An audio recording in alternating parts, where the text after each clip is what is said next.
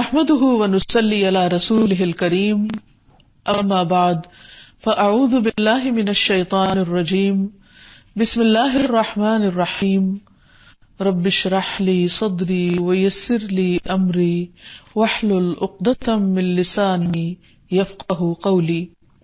ناظرین، پروگرام اللہ کے خوبصورت نام کے ساتھ آپ کی خدمت میں حاضر ہیں۔ آج ہم انشاءاللہ اللہ سبحانہ وتعالی کے نام البر پر بات کریں گے۔ البر، نیکی کرنے والا، احسان کرنے والا۔ حقیقت یہ ہے کہ اللہ سبحانہ وتعالی اپنے بندوں کے ساتھ ہر طرح کی نیکی اور احسان کرنے والا ہے، جس کا کوئی انسان تصور بھی کر سکتا ہو۔ یعنی ہم ہر طرف جتنی بھی خیر دیکھتے ہیں، جتنے بھی انعامات اور نعمتیں دیکھتے ہیں، یہ سب کے سب دراصل اللہ تعالی کی طرف سے ہیں۔ وہ اپنے ان بندوں کے ساتھ بھی احسان کرتا ہے جو اس کے فرما بردار ہیں، تابع دار ہیں، اور وہ ان کے ساتھ بھی کرتا ہے جو اس کے نافرمان ہیں۔ وہ نہ صرف یہ کہ انسانوں کے ساتھ بلکہ دیگر ساری مخلوقات کے ساتھ احسان کرنے والا ہے۔ اس کے احسانات کی کوئی حد نہیں، کوئی انتہا نہیں، کثیر الاحسان ہے، ہمیشہ مہربانی اور لطف فرمانے والا ہے۔ حقیقت یہ ہے کہ اللہ سبحانہ وتعالیٰ اپنے بندوں کے ساتھ بہت آسانیاں فرمانے والا ہے، بہت کثرت کے ساتھ ان پر احسان فرمانے والا ہے۔ بندہ ایک نیکی کرتا ہے تو وہ 10 گنا اجر دینے والا ہے۔ بندہ نافرمانی بھی کرتا ہے تو وہ اس سے قلم روکے رکھتا ہے کہ شاید بندہ توبہ کر لے، لیکن اگر وہ گناہ کر لیتا ہے تو اس کے لیے 1 گناہ لکھا جاتا ہے، اور جب بندہ اس گناہ پر توبہ کر لیتا ہے تو اللہ تعالیٰ اس گناہ کو بھی معاف فرما دیتا ہے۔ حقیقت یہ ہے کہ اللہ تعالیٰ اپنی رحمت میں بھی بہت وسیع ہے، اس کی رحمت ہر چیز پر چھائی ہوئی ہے، اس کا فضل ہر طرف عام ہے، اس کی نوازشیں اور رحمتیں ہم چاروں طرف بکھری دیکھتے ہیں۔ تو آئیے دیکھتے ہیں کہ قرآن و سنت میں اس نام سے متعلق ہمیں کیا رہنمائی ملتی ہے۔ تو سب سے پہلی بات تو یہ ہے کہ اللہ سبحانہ وتعالیٰ کا یہ نام سورۃ الطور میں 1 مرتبہ آیا ہے۔ ارشاد باری تعالیٰ ہے وَأَقْبَلَ بَعْضُهُمْ عَلَى بَعْضٍ يَتَسَاءَلُونَ قَالُوا إِنَّا كُنَّا قَبْلُ فِي أَهْلِنَا مُشْفِقِينَ فَمَنَّ اللَّهُ عَلَيْنَا وَوَقَانَا عَذَابَ السَّمُومِ إِنَّا كُنَّا مِن قَبْلُ نَدْعُوهُ إِنَّهُ هُوَ الْبَرُّ الرَّحِيمُ۔ اہل جنت ایک دوسرے کی طرف متوجہ ہو کر گزشتہ حالات پوچھیں گے، کہیں گے اس سے پہلے ہم اپنے گھر والوں میں ڈرتے ڈرتے رہا کرتے تھے، یعنی اللہ تعالیٰ کی نافرمانی سے ڈرتے تھے، سو آج اللہ نے ہم پر احسان فرمایا اور ہمیں لو کے عذاب سے بچا لیا۔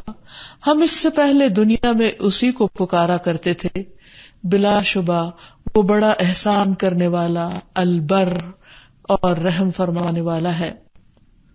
یعنی قیامت کے دن بندے جب اللہ تعالیٰ کے انعامات کو دیکھیں گے تو اس وقت انہیں اللہ تعالیٰ کا یہ نام بے اختیار یاد آ جائے گا کہ یہ سب کچھ دراصل ہمارے رب ہی کا فضل ہے، ہماری کوششیں تو کچھ بھی نہیں، کیونکہ جو بھی کوششیں تھی ہم ان کو کم سمجھتے تھے، اسی لیے ڈرتے رہتے تھے۔ حقیقت یہ ہے کہ اللہ تعالیٰ اپنے بندوں کو اپنے بے پناہ فضل سے نوازنے والا ہے، خواہ دنیا ہو یا آخرت۔ فرمایا ذَلِكَ فَضْلُ اللَّهِ يُؤْتِيهِ مَن يَشَاءُ وَاللَّهُ ذُو الْفَضْلِ الْعَظِيمِ۔ یہ اللہ کا فضل ہے اور وہ اسے اس کو دیتا ہے جسے وہ چاہتا ہے، یعنی اس کی مہربانیاں اس کے اپنے فیصلے ہیں کہ جس کے لیے چاہے کرے، اور اللہ بہت بڑے فضل والا ہے، یعنی اس کے فضل کی کوئی حد اور انتہا نہیں۔ پھر اپنے فضل سے بہت زیادہ عطا بھی کرتا ہے۔ فرمایا وَيَسْتَجِيبُ الَّذِينَ آمَنُوا وَعَمِلُوا الصَّالِحَاتِ وَيَزِيدُهُم مِّن فَضْلِهِ وَالْكَافِرُونَ لَهُمْ عَذَابٌ شَدِيدٌ۔ اور جو لوگ ایمان لائیں اور نیک عمل کریں وہ ان کی دعا قبول کرتا ہے۔ ہر انسان کو یہ شوق ہوتا ہے کہ وہ مستجاب الدعوات ہو، وہ ان لوگوں میں شامل ہو جائے کہ جن کی دعائیں قبول ہوتی ہیں۔ تو یہاں اس کا راز بھی ایک طرف بتا دیا گیا کہ اللہ تعالیٰ اپنے فضل کے ساتھ ایسے لوگوں کی دعائیں قبول فرماتا ہے جو ایمان لا کر نیک عمل کرتے ہیں.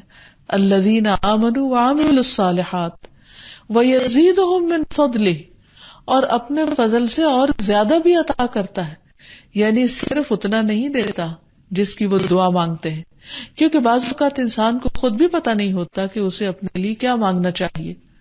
وہ ایک چیز مانگ رہا ہوتا ہے لیکن اس کا رب دیکھتا ہے کہ اس بندے کو دوسری چیز کی اس سے بھی کہیں زیادہ ضرورت ہے، لہٰذا وہ پہلی چیز کی بجائے دوسری چیز عطا کر دیتا ہے جو بندے نے مانگی نہیں ہوتی لیکن وہ بندے کی ضرورت ہوتی ہے. تو یہی دراصل اس کا فضل ہے. والکافرون لہم عذاب شدید، اور کافروں کے لیے شدید عذاب ہے، یعنی جو نہ دعا کریں، نہ ایمان لائیں، نہ نیک عمل کریں، اور نہ اللہ کے آگے گڑ گڑائیں، پھر ایسے لوگ دراصل خود کو خود ہی محروم کرنے والے ہیں. پھر اسی طرح اللہ تعالیٰ اپنے بندوں پر خرچ کرنے والا ہے. رسول اللہ صلی اللہ علیہ وسلم نے فرمایا، اللہ تعالیٰ فرماتے ہیں، یا ابن آدم، اے آدم کے بچے، اے آدم کے بیٹے، انفق، خرچ کرو، انفق علیک، میں تجھ پر خرچ کروں گا، یعنی تم دوسروں کو دینے والے بنو، تمہیں میں دوں گا. یعنی دینے سے کبھی مال کم نہیں ہوتا، نعمتیں ختم نہیں ہوتی، بلکہ یہ کسی بھی نعمت کے شکر کی ادائیگی کا ایک طریقہ ہے کہ انسان اللہ کے دیے ہوئے میں سے دوسروں پر خرچ کرتا رہے. اور جو بندہ ایسا کرتا ہے اللہ سبحانہ تعالیٰ اس کو اور زیادہ نوازتا چلا جاتا ہے، پہلے سے بھی زیادہ عطا کرتا ہے. کیونکہ ایک مرتبہ نبی صلی اللہ علیہ وسلم نے قسم کھا کر یہ بات فرمائی تھی کہ صدقہ کرنے سے مال کم نہیں ہوتا. اور حقیقت یہ ہے کہ ایک تجربے کی بات ہے، آپ بھی کر کے دیکھیے کہ اگر آپ چاہتے ہیں کہ کسی نعمت میں اضافہ ہو تو اس نعمت کو دوسروں کے ساتھ شیئر کیجیے. پھر اسی طرح یہ ہے کہ اللہ سبحانہ تعالیٰ ایسا البر الرحیم ہے کہ وہ بندوں کے گناہوں سے درگزر کرتا ہے، ان کی مدد کرتا ہے، ان کی حفاظت فرماتا ہے. قرآن مجید میں آتا ہے، ان عبادی لیس لک علیہم سلطان، بے شک میرے بندے، ان پر تیرا کوئی زور نہیں چلے گا. یعنی شیطان انہیں ورغلانے کی کوشش ضرور کرے گا لیکن انہیں پھانس نہیں سکے گا، انہیں اپنے جال میں نہیں لے سکے گا، کیونکہ انہیں اللہ کی حفاظت حاصل ہے. اور کس کو وہ اپنے جال میں پھانسے گا؟ الا من اتبعک من الغاوین، مگر جنہوں نے تیری پیروی کی، جو بھٹکے ہوئے لوگ ہیں ان میں سے. یعنی جو بھٹکے ہوئے ہیں اور جو تیرے راستے پر چلنا چاہتے ہیں وہی تیرا شکار بنیں گے، اور جو اللہ کے راستے پر چلنا چاہتے ہیں اللہ سبحانہ تعالیٰ انہیں اپنی رحمت سے اپنی خاص مدد عطا فرمائے گا. پھر اسی طرح اللہ تعالیٰ ایسا محسن ہے، ایسا احسان کرنے والا ہے کہ وہ اپنے بندوں پر رحمت عام کیے ہوئے ہے. اگر اس کی عبادت کی جائے تو بھی وہ اپنی رحمتوں سے نوازتا ہے، اور اگر اس کی عبادت نہ کی جائے تو بھی وہ ان تمام لوگوں کو نوازنے والا ہے جو دنیا میں اس کی نافرمانی نہ کر رہے ہیں. لیکن آخرت میں اس کی رحمتیں اور اس کی نوازشیں صرف ان لوگوں کے لیے ہوگی جو اس کے فرما بردار بندے ہیں. اللہ تعالیٰ فرماتے ہیں، ان الذین یتلون کتاب اللہ وَأَقَامُوا الصَّلَاةَ وَأَنفَقُوا مِمَّا رَزَقْنَاهُمْ سِرًّا وَعَلَانِيَةً يَرْجُونَ تِجَارَةً لَن تَبُورَ لِيُوَفِّيَهُمْ أُجُورَهُمْ وَيَزِيدَهُمْ مِنْ فَضْلِهِ إِنَّهُ غَفُورٌ شَكُورٌ. جو لوگ اللہ کی کتاب پڑھتے ہیں، نماز قائم کرتے ہیں، اور جو کچھ ہم نے انہیں دے رکھا ہے اس میں سے خفیہ اور علانیہ خرچ کرتے ہیں، وہ ایسی تجارت کے امیدوار ہیں جس میں کبھی خسارہ نہ ہوگا، کبھی بھی نقصان نہیں ہوگا، کوئی لاس نہیں ہوگا، یعنی آخرت میں، تاکہ ایسے لوگوں کو اللہ تعالیٰ ان کا پورا پورا اجر عطا کرے اور اپنی مہربانی سے کچھ زیادہ بھی دے. بلا شبہ وہ معاف کرنے والا اور قدردان ہے. یعنی جو لوگ اللہ تعالیٰ کی عبادت کرتے ہیں وہ صرف اتنا اجر نہیں پائیں گے جتنی انہوں نے عبادت کی ہوگی، بلکہ یہاں بھی یہی فرمایا وَيَزِيدُهُم مِّن فَضْلِهِ، وہ اپنے فضل سے انہیں اور زیادہ نوازے گا، کیونکہ وہ البر ہے، وسیع الاحسان ہے، کثیر الاحسان ہے. پھر اسی طرح وہ توبہ کرنے والے بندوں پر بھی بہت مہربان ہے. فرمایا الا الذین تابوا واصلحوا واعتصموا باللہ واخلصوا دینہم للہ فاولئک مع المؤمنین وسوف یؤتی اللہ المؤمنین اجرا عظیما. مگر وہ لوگ جنہوں نے توبہ کی اور اصلاح کر لی اور اللہ کو مضبوطی سے تھام لیا اور اپنا دین اللہ کے لیے خالص کر لیا تو یہ لوگ مومنوں کے ساتھ ہوں گے اور اللہ مومنوں کو جلد ہی بہت بڑا اجر عطا کرے گا. پھر اسی طرح اللہ سبحانہ وتعالیٰ اپنے بندوں کی برائیوں کو دور کرنے والا ہے. یہ بھی اس کا کتنا بڑا احسان ہے، کیونکہ کوئی بھی گناہ انسان کے دل پر بھی ایک داغ بنتا ہے اور انسان کے کردار اور اخلاق کے لیے بھی نقصان دہ ہوتا ہے. تو اللہ سبحانہ وتعالیٰ اپنے پیارے بندوں کا اتنا خیال رکھنے والا ہے کہ وہ ان کی توبہ قبول کر کے انہیں گناہوں کے بوجھ سے آزاد فرماتا ہے. ارشاد ہے والذین آمنوا وعملوا الصالحات لنکفرن عنہم سیئاتہم ولنجزینہم احسن الذی کانوا یعملون. اور جو لوگ ایمان لائے اور نیک عمل کرتے رہے ہم ضرور ان کی برائیاں دور کر دیں گے اور جو کچھ انہوں نے کیا ہوگا انہیں اس سے بہتر بدلہ عطا کریں گے. یعنی ان کے نیک اعمال کو تو قبول کر لیں گے لیکن ان کی برائیاں جو ان کو بدنما بنانے والی ہیں وہ ان سے ہٹا دیں گے. اور جب برائیاں دور ہو جائیں گی، معاف کر دی جائیں گی، صاف کر دی جائیں گی، تو آپ سوچئے کہ انسان کے لیے وہ کتنی خوشی کا دن ہوگا کہ اس کے پاس صرف اچھا ہی اچھا باقی رہے گا. پھر اسی طرح اللہ تعالیٰ گناہگاروں کو اپنی خاص رحمت کے ساتھ مہلت دیتا چلا جاتا ہے کہ شاید وہ توبہ کر لیں، پلٹ آئیں. اسی لیے اللہ تعالیٰ فرماتے ہیں نبئ عبادی انی انا الغفور الرحیم، میرے بندوں کو بتا دو کہ میں بہت غفور الرحیم ہوں، انہیں خبر دے دو. کیونکہ جب انسان یہ جانتا ہے کہ میرا رب بخشنے والا ہے، بہت معاف فرمانے والا ہے، رحم فرمانے والا ہے، تو اس کے لیے یہ بات بہت حوصلے کی ہوتی ہے کہ غلطیاں کرنے کے بعد وہ رب ہی کی طرف پھر پلٹتا ہے. اور ساتھ ہی اللہ تعالیٰ نے خبردار بھی کیا وَأَنَّ عَذَابِي هُوَ الْعَذَابُ الْأَلِيمُ، اور بے شک میرا عذاب بھی دردناک عذاب ہے. یعنی اللہ تعالیٰ کے غفور الرحیم ہونے کا ایسا ایڈوانٹیج نہیں لینا کہ تم پھر توبہ ہی نہ کرو اور اللہ تعالیٰ کی طرف پلٹو ہی نہیں. پھر اسی طرح دنیا میں بہت سے لوگ بار بار اللہ تعالیٰ کی ڈھٹائی کے ساتھ نافرمانی کرتے چلے جاتے ہیں اور بعض اوقات اللہ تعالیٰ کے عذاب کو بھی چیلنج کر دیتے ہیں کہ ہاں اگر اللہ تعالیٰ ہے تو وہ ہمیں پکڑ کیوں نہیں لیتا، جیسے کفار مکہ کیا کرتے تھے. اور وہ نبی صلی اللہ علیہ وسلم سے بار بار عذاب کا مطالبہ کیا کرتے تھے. تو اس پر اللہ تعالیٰ فرماتے ہیں وَيَقُولُونَ مَتَىٰ هَٰذَا الْوَعْدُ إِن كُنتُمْ صَادِقِينَ، وہ کہتے ہیں کہ یہ وعدہ کب پورا ہوگا، یہ دھمکی کب پوری ہوگی اگر تم سچے ہو. قُلْ عَسَىٰ أَن يَكُونَ رَدِفَ لَكُمْ بَعْدَ الَّذِي تَسْتَعْجِلُونَ، کہہ دیجئے کیا عجب ہے کہ جس عذاب کے جلد آنے کا تم مطالبہ کر رہے ہو وہ قریب ہی آ لگا ہو، اس کا ایک حصہ قریب آ چکا ہو. وَإِنَّ رَبَّكَ لَذُو فَضْلٍ عَلَى النَّاسِ، لیکن وہ اللہ تعالیٰ فوراً عذاب کیوں نہیں دے رہا؟ کیونکہ تیرا رب لوگوں پر بڑا ہی زیادہ فضل فرمانے والا ہے. یہ اس کا فضل ہے، وہ اس کی رحمت ہے کہ وہ دیکھ رہا ہے کہ میرے یہ بندے نادان ہیں، انہوں نے میرے عذاب کا مزہ چکھا نہیں، اسی لیے عذاب کا مطالبہ کر رہے ہیں اور اس لیے اس کا مذاق اڑا رہے ہیں. اور اللہ تعالیٰ کی یہ مہربانیاں ہیں کہ ان کے مطالبے کے باوجود وہ انہیں ڈھیل دیتا چلا جا رہا ہے.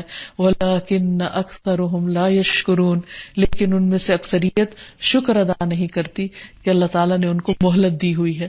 اور یہ حقیقت یہ ہے کہ سب انسان کی لا علمی اور ناسمجھی ہے، غلط فہمی ہے جو وہ اپنے رب کے بارے میں قائم کیے ہوئے ہے.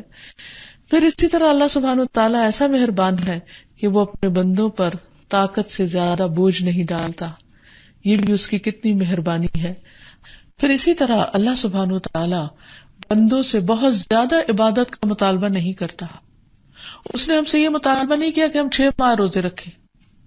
اس نے ہم سے 10 یا 20 نمازوں کا مطالبہ نہیں کیا. اس نے ہمارا آدھا مال صدقہ خیرات یا زکوٰۃ میں نہیں مانگا. اس نے ہمیں یہ نہیں کہا کہ تم ہر سال حج کرو. اس نے ہمیں یہ نہیں کہا کہ تم ساری رات کھڑے ہو کر عبادت کرو. ایک عورت نبی صلی اللہ علیہ وسلم کی غیر موجودگی میں حضرت عائشہ کے پاس بیٹھی ہوئی تھی. جب آپ داخل ہوئے تو آپ نے پوچھا کہ یہ کون ہے. بتایا گیا کہ یہ وہ خاتون ہے جو ساری رات نہیں سوتی اور عبادت کرتی رہتی. ہونا تو یہ چاہیے تھا کہ آپ بہت خوش ہوتے کہ اتنی زیادہ نیک خاتون، لیکن آپ صلی اللہ علیہ وسلم نے اس کو روکا. آپ نے فرمایا کہ اللہ تعالیٰ ثواب دینے سے نہیں تھکتا، لیکن تم تھک جاؤ گے، یعنی تم عبادت کرنے سے پھر اکتا جاؤ گے. اپنے اوپر وہ بوجھ نہ ڈالو جو اللہ نے تم پر نہیں ڈالا. اس لیے بہت ضروری ہے کہ اللہ سبحانہ وتعالیٰ نے جو فرائض ہم پر عائد کیے ہیں ان پر ہم فوکس کریں تو وہ ایک فرض کا اجر کئی گنا بڑھا کر دیتا ہے. یہی اس کا فضل ہے اور یہی اس کی رحمت ہے اور یہی اس کا البر ہونا ہے، وسیع الاحسان، کثیر الاحسان ہونا. پھر اسی طرح حضرت انس سے روایت ہے کہ نبی صلی اللہ علیہ وسلم نے ایک بوڑھے شخص کو دیکھا کہ جو اپنے 2 بیٹوں کا سہارا لے کر بڑی مشکل سے چل رہا تھا. تو آپ نے پوچھا کہ اس کا کیا معاملہ ہے، یہ کیوں اتنی مشقت میں اپنے آپ کو ڈالے ہوئے ہے؟ تو لوگوں نے بتایا کہ اس نے کعبہ تک پیدل چل کر جانے کی منت مانی ہے. آپ نے فرمایا کہ اللہ تعالیٰ اس سے بے نیاز ہے کہ یہ اپنے آپ کو تکلیف میں ڈالے. یعنی اللہ تعالیٰ کو ایسی کسی عبادت کی ضرورت نہیں کہ جس میں بندہ اپنے آپ کو کسی اذیت میں مبتلا کر لے. پھر آپ صلی اللہ علیہ وسلم نے اس کو سواری پہ بیٹھنے کا حکم دیا. تو یہ بھی اللہ تعالیٰ کی کتنی بڑی رحمت ہے کہ اس نے ہمارے دین میں عبادت کے ایسے طریقے نہیں رکھے کہ جس سے انسانوں کو اذیت ہو. اس نے جو کچھ بھی ہمیں کرنے کو کہا ہے اس سب کے اندر بہت سہولت ہے، آسانی ہے، اور انسان اپنی دنیا کے باقی تمام کام کاج کے ساتھ اللہ تعالیٰ کی عبادت کے لیے بھی وقت نکال سکتا ہے. اور حقیقت یہ ہے کہ اللہ تعالیٰ نے بندوں سے بہت کم کا مطالبہ کیا ہے. پھر اسی طرح یہ ہے کہ اللہ سبحانہ وتعالیٰ دنیا میں تو اپنے سارے بندوں کے لیے مہربان ہے، لیکن آخرت میں وہ اپنے خاص بندوں کے لیے ہی مہربان ہوگا جو اس کے فرما بردار ہوں گے، جو اس کے اطاعت گزار ہوں گے. اور ان کے لیے اللہ تعالیٰ دنیا میں ہی خوشخبری دے رہا ہے. مثلا ایک جگہ پر فرمایا وَبَشِّرِ الْمُؤْمِنِينَ بِأَنَّ لَهُم مِّنَ اللَّهِ فَضْلًا كَبِيرًا، اور مومنوں کو خوشخبری دے دو کہ ان کے لیے اللہ کی طرف سے بہت بڑا فضل ہے. پھر اسی طرح اہل جنت جب جنت میں پہنچ جائیں گے تو وہاں جا کر ساری نعمتیں دیکھیں گے تو اللہ تعالیٰ کے احسانات کو یاد کریں گے اور ہر طرف اس کی رحمتیں ہی رحمتیں ہوں گی اور پکار اٹھیں گے وَقَالُوا الْحَمْدُ لِلَّهِ الَّذِي أَذْهَبَ عَنَّا الْحَزَنَ، کہ اللہ کا شکر ہے کہ جس نے ہم سے غم دور کر دیا. ان ربنا لغفور شکور، ہمارا رب بہت زیادہ بخشش فرمانے والا، بڑا ہی زیادہ قدردان ہے، یعنی اس کا احسان بہت زیادہ ہے ہم پر. الذی احلنا دار المقامتی، جس نے ہمیں ہمیشگی کے گھر میں لا کر قیام کرا دیا، ہمیں جنت میں داخل کر دیا. کہاں کیسے؟ من فضلہ، اپنے فضل سے، اپنے احسان سے. لا یمسنا فیہا نصب ولا یمسنا فیہا لغوب، جہاں ہمیں نہ تھکاوٹ ہے نہ بوریت ہے. بہت سے لوگ یہ سوال کرتے ہیں کہ اچھا جنت میں جانے کے بعد پھر کیا ہوگا؟ کیا وہاں رہنا ہوگا؟ بس رہتے ہی جانا ہوگا، رہنا ہی رہنا ہوگا، موت نہیں آئے گی، کبھی خاتمہ نہیں ہوگا، پھر تو ہم بور ہو جائیں گے. دنیا جو مصیبتوں کا گھر ہے، یہاں تو آج تک کوئی بور نہیں ہوا رہنے سے. لیکن جنت جہاں کی نعمتیں اتنی زیادہ ہوں گی کہ ہر آن ایک نئی چیز ہمیشہ انسان انجوائے ہی کرتا چلا جائے گا. اللہ تعالیٰ دنیا میں خوشخبری دے رہے ہیں کہ وہاں انسان کو کسی قسم کی کوئی تھکاوٹ، کوئی بوریت اور کوئی ملال نہ ہوگا، کوئی رنج، کوئی غم، کوئی ہم، کوئی بڑھاپا، کوئی بیماری، کوئی فکر مندی، کچھ بھی نہ ہوگی. یہ سب کچھ کیا ہے؟ یہ دراصل اللہ سبحانہ وتعالیٰ کا البر الرحیم ہونا ہے، بہت زیادہ کثرت کے ساتھ احسان کرنے والا اور بہت زیادہ مہربان ہونا ہے. کیونکہ اتنی وافر مقدار میں اور اتنی زیادہ مہربانیاں صرف وہی کر سکتا ہے، کوئی اور نہیں. پھر اسی طرح اللہ سبحانہ وتعالیٰ آخرت میں بہترین رزق دینے والا بھی ہے. اللہ تعالیٰ فرماتے ہیں الذین آمنوا وعملوا الصالحات طوبی لہم وحسن مآب، جو لوگ ایمان لائے اور انہوں نے نیک اعمال کیے، ان کے لیے خوشحالی اور اچھا ٹھکانہ ہے۔ اب جب ہم اللہ تعالیٰ کے اس نام کو سمجھ جائیں، یعنی البر کا معنی معلوم ہو جائے کہ بہت زیادہ احسان کرنے والا، وسیع پیمانے پر بندوں کے ساتھ مہربانی کرنے والا، تو اس کے اثرات ہماری زندگی میں بھی نظر آنے چاہیے۔ جب انسان اللہ سبحانہ وتعالیٰ کے اس نام کو سمجھ جائے، یعنی البر کو، کہ وہ بہت زیادہ نیکی کرنے والا ہے اپنے بندوں کے ساتھ، بہت احسان فرمانے والا ہے، تو پھر بندوں کے اندر بھی نیکی کی ہو نظر آنی چاہیے۔ ہمارے اندر بھی نیکیوں کا شوق پیدا ہونا چاہیے کہ وہ اتنا زیادہ قدردان ہے کہ وہ بندوں کے ساتھ احسان کرتا ہے، تو بندے بھی اللہ سبحانہ وتعالیٰ کے فرما بردار بن جائیں، جیسا کہ ہم انبیاء علیہ السلام کی زندگیوں میں دیکھتے ہیں کہ جب اللہ تعالیٰ نے ان پر احسان فرمایا، انہیں اپنے کام کے لیے چن لیا، تو ان کے اندر کیسا کیسا اچھا اخلاق تھا۔ مثلاً یحییٰ علیہ السلام کے بارے میں آتا ہے، اللہ تعالیٰ فرماتے ہیں وَحَنَانًا مِن لَّدُنَّا وَزَكَاةً وَكَانَ تَقِيًّا وَبَرًّا بِوَالِدَيْهِ وَلَمْ يَكُن جَبَّارًا عَصِيًّا۔ ہم نے اس سے اپنی مہربانی سے نرم دل اور پاک سیرت بنایا، اور فی الواقع وہ پرہیزگار تھے، وہ اپنے والدین سے ہمیشہ اچھا سلوک کرتے تھے اور کسی وقت بھی جابر اور نافرمان نہ ہوئے۔ پھر اسی طرح حضرت عیسیٰ علیہ السلام کے بارے میں آتا ہے وَبَرًّا بِوَالِدَتِي وَلَمْ يَجْعَلْنِي جَبَّارًا شَقِيًّا، اور میں اپنی والدہ کے ساتھ بہترین سلوک کرتا ہوں، نیز اللہ نے مجھے جابر اور بدبخت نہیں بنایا۔ اور حقیقت یہی ہے کہ اگر انسان نیکی کرنا چاہتا ہے تو اللہ تعالیٰ کی عبادت کے بعد سب سے بڑی نیکی والدین کے ساتھ احسان ہے، والدین کے ساتھ اچھا سلوک کرنا ہے۔ عبداللہ بن مسعود کہتے ہیں کہ ایک شخص نے نبی صلی اللہ علیہ وسلم سے پوچھا کون سا عمل سب سے افضل ہے؟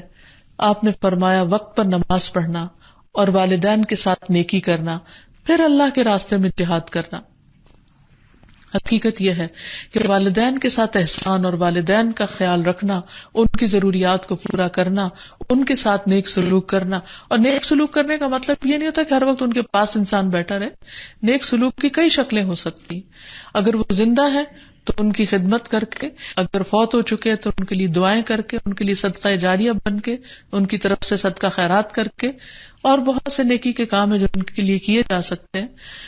تو کسی بھی طریقے سے جو ان کو خوش کرنے والا ہو، یعنی والدین کے ساتھ احسان کیا ہے کہ ایسے کام کیے جائیں جو انہیں خوش کر دیں، جو ان کی دعاؤں کا مستحق بنا دے، جو ان کے دلوں میں ہمارے لیے محبت پیدا کر دے۔ ایک تو طبعی فطری محبت ہوتی ہے، لیکن ایک محبت اکتسابی ہوتی ہے جو ارن کی جاتی ہے، اور وہ ہے جو انسان اچھے سلوک اور مہربانی کے معاملے کے ساتھ حاصل کرتا ہے۔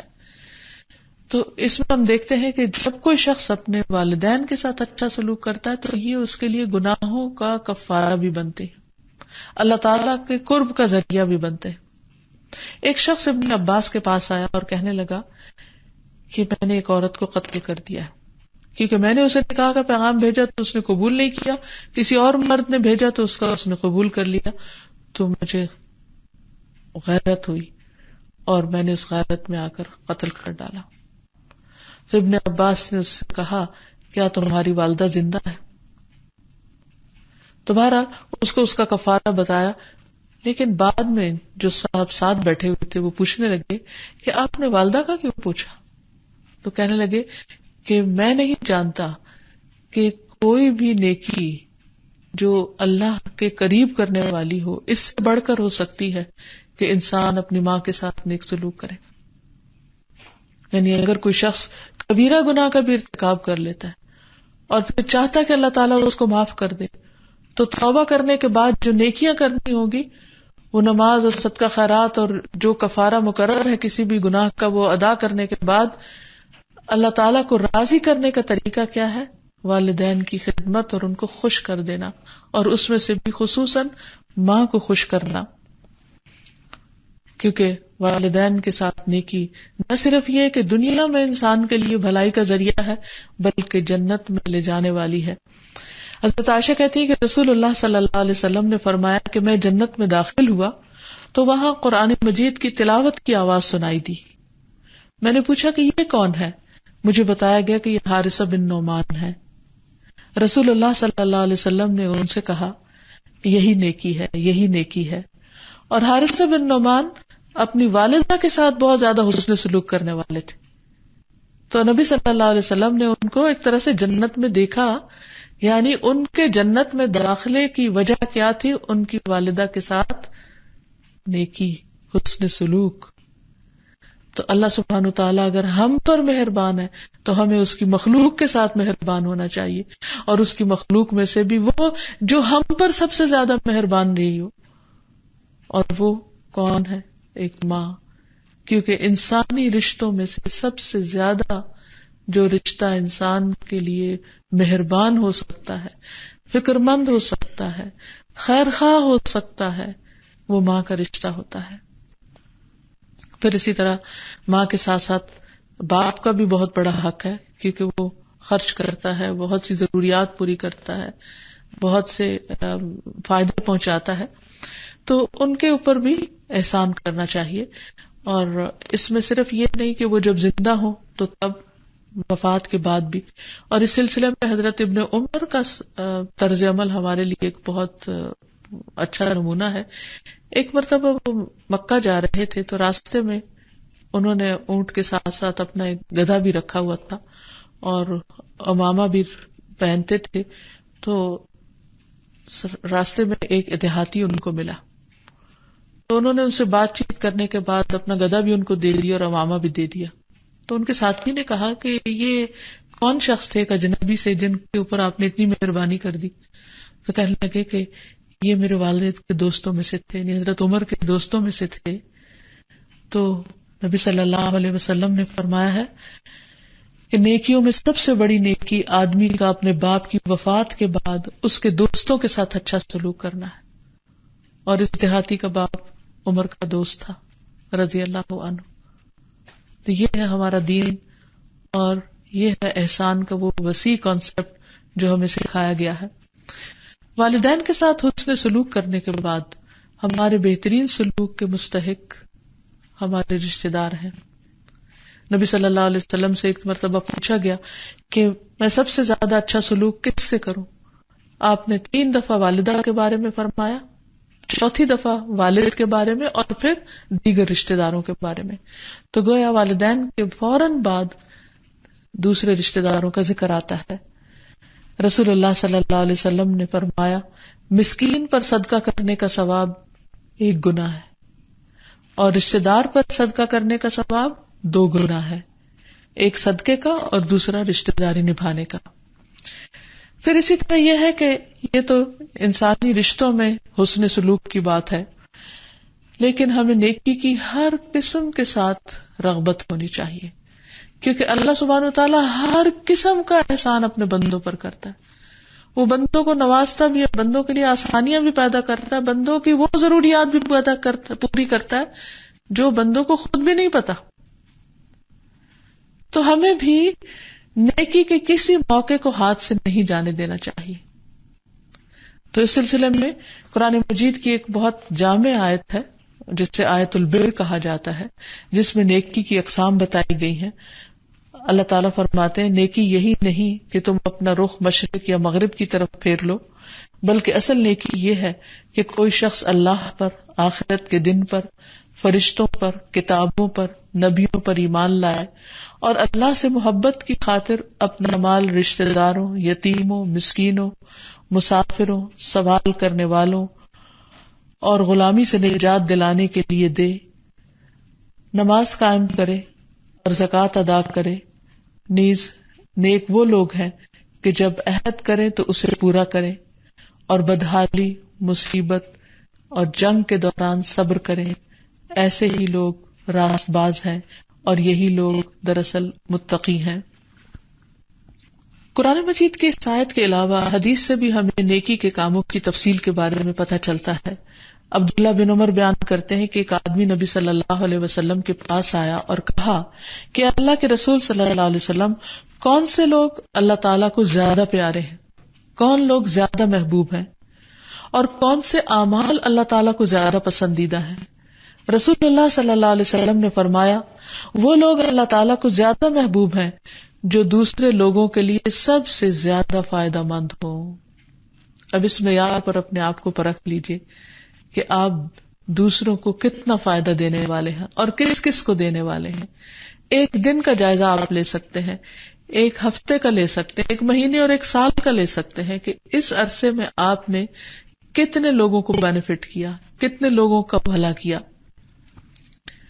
اور اللہ تعالیٰ کو سب سے زیادہ پسندیدہ اعمال یہ ہے کہ مسلمان اپنے بھائی کو خوش کر دے, اس سے کسی تکلیف کو دور کرے, اس کا قرضہ ادا کر دے, اسے کھانا کھلا دے.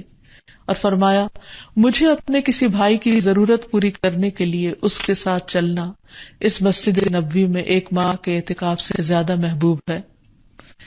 پھر اسی طرح نیکی کے اور بھی بہت سارے کام ہیں. بعض اوقات انسان بڑی بڑی نیکیوں کے پیچھے بھاگتا ہے کہ مثلاً حج پر جائے یا عمرہ کرے یا کسی کے ساتھ کو بہت بڑا احسان کرے, لیکن بعض اوقات چاہنے کے باوجود ایسے مواقع نہیں آتے. تو اس صورت میں انسان کو چھوٹی چھوٹی نیکیاں کرتے چلے جانا چاہیے. ہر طرح کے کام میں دلچسپی رکھنی چاہیے, یعنی کسی چھوٹے سے کام کو بھی حقیر نہیں سمجھنا چاہیے جو نیکی کا مل رہا ہو. حدیث میں آتا ہے کہ لا تحتقرن من المعروف شیئا ولو ان تلقى اخاك بوجه طلق. نیکی کے کسی کام کو حقیر مت جانو, خواہ تمہارا اپنے بھائی کو خندہ پیشانی سے ملنا ہی کیوں نہ ہو. پھر اسی طرح گھر والوں کے ساتھ نیک بھلائی کرنا. نبی صلی اللہ علیہ وسلم نے فرمایا ہر وہ بھلا کام جو تم اپنے گھر والوں کے ساتھ کرو وہ ان پر صدقہ ہے. پھر گھر والوں پر خرچ کرنا. پھر اسی طرح ان کو پانی پلانا, خواہ پانی کا ایک گھونٹ ہی کیوں نہ ہو. اور خصوصاً اپنی بیوی کو پانی پلانا, اس کو بھی صدقہ قرار دیا گیا, اس کو بھی نیکی کا موقع بتایا گیا. ارباز بن ساریہ کہتے ہیں کہ رسول اللہ صلی اللہ علیہ وسلم نے فرمایا جب آدمی اپنی بیوی کو پانی پلاتا ہے تو اسے اجر دیا جاتا ہے. تو وہ کہتے ہیں کہ یہ حدیث سن کر میں اٹھا اور اپنی بیوی کو پانی پلایا اور اسے بھی یہ حدیث سنائی. پھر اسی طرح کھانا کھلانا جنت میں لے جانے والے کاموں میں سے ایک کام ہے. نبی صلی اللہ علیہ وسلم نے فرمایا تمہارا اپنے آپ کو کھانا کھلانا تمہارے لیے صدقہ ہے, تمہارا اپنے بیٹے کو کھانا کھلانا تمہارے لیے صدقہ ہے, تمہارا اپنی بیوی کو کھانا کھلانا تمہارے لیے صدقہ ہے, تمہارا اپنے خادم کو کھانا کھلانا تمہارے لیے صدقہ ہے. پھر اسی طرح گھر سے باہر کے لوگوں کو کھانا کھلانا, مساکین وغیرہ کو, محتاجوں کو. پھر کسی کی کوئی بھی ضرورت پوری کر دینا. نبی صلی اللہ علیہ وسلم نے فرمایا مومن کو خوش کرنا, اس کا قرض ادا کرنا, اس کی ضرورت پوری کرنا, اس سے کسی مصیبت کو دور کرنا افضل اعمال میں سے ہے. حتیٰ کہ انسان اپنے ڈول سے کسی کے ڈول میں پانی ڈال دے اسے بھی صدقہ قرار دیا گیا. پھر اسی طرح نابینا شخص کے ساتھ چلنا, کہ اگر کوئی شخص اپنا راستہ نہیں دیکھ سکتا تو اس کی مدد کر کے اس کو منزل تک پہنچا کر آنا. کوئی قرض ادا نہیں کر سکتا تو اس کی طرف سے قرضہ ادا کر دینا. 2 لوگ روٹھے ہوئے ہیں ان کے درمیان صلح کروا دینا. کسی کی تنہائی اور وحشت دور کرنا. آج کل ہمارے معاشرے میں یہ کتنی مشکل ہوتی چلی جا رہی ہے کہ ینگر جنریشن اپنے اپنے کاموں میں, تعلیم میں, جابز میں, بزنس میں مصروف ہیں, اپنے گھر میں, بچوں میں, اور جو بزرگ لوگ ہیں, بڑی عمر کے لوگ ہیں, وہ اکثر تنہا رہتے ہیں اور سارا دن بعض اوقات بچوں کے انتظار میں بیٹھے رہتے ہیں. تو ایسے میں جو لوگ اکیلے ہوں اور انسان کے پاس وقت ہو تو خاص طور پر ان کو وزٹ کر لینا, جیسے ایک محلے کے اندر ہے یا ایک نیبرہڈ میں ہے تو جا کر ان لوگوں کے پاس تھوڑی دیر کے لیے بیٹھنا, ان کا دل خوش کر کے آنا, یہ بہت بڑے نیکی کے کاموں میں سے ایک کام ہے. نبی صلی اللہ علیہ وسلم نے فرمایا کسی نیکی کے کرنے کو معمولی نہ سمجھو, خواہ تم کسی اداس آدمی کو جو تنہائی اور خوف محسوس کرے اسے انس اور اپنائیت مہیا کرو. پھر اسی طرح سلام پھیلانا, کثرت سے سلام کرنا, مسکرانا, اچھی بات بتانا, اچھا مشورہ دینا, سچائی اختیار کرنا, اپنے شر سے دوسروں کو بچانا, راستے سے تکلیف دہ چیزوں کو ہٹا دینا, یہ سارے نیکی کے کام ہیں اور نیکی کا ایک وسیع کانسیپٹ ہے. اور پھر آخر میں یہ کہ جو شخص نیکی کے کام کرے گا وہ اللہ سبحانہ وتعالیٰ کی طرف سے بہترین مقام پائے گا. اللہ تعالیٰ فرماتے ہیں ان الابرار لفی نعیم بلا شبہ نیک لوگ نعمتوں میں ہوں گے. علی الارائک ینظرون، تختوں پر بیٹھے نظارے کریں گے. تعرف فی وجوہہم نظرۃ النعیم، آپ ان کے چہروں پر خوشحالی کی رونق معلوم کریں گے. یسقون من رحیق مختوم، انہیں سرب مہر خالص شراب پلائی جائے گی. ختامہ مسک وفی ذلک فلیتنافس المتنافسون، جس کی مہر کستوری کی ہوگی. اور نعمتوں کے شائقین کو چاہیے کہ وہ اس بات میں رغبت کریں، ایک دوسرے کا مقابلہ اس چیز میں کریں. ومزاجہ من تسنیم، اس شراب میں تسنیم کی آمیزش ہوگی. عین یشرب بها المقربون، یہ ایک چشمہ ہے جس سے مقرب لوگ شراب پیئیں گے. پھر اسی طرح ایک اور جگہ پر فرمایا ان الابرار یشربون من کأس کان مزاجها کافورا، نیک لوگ شراب کے ایسے جام پیئیں گے جن میں کافور کی آمیزش ہوگی. اور پھر یہ کہ انسان اپنی پسندیدہ چیز اللہ کے راستے میں جب خرچ کرتا ہے تو نیکی کے کمال کو پہنچ جاتا ہے.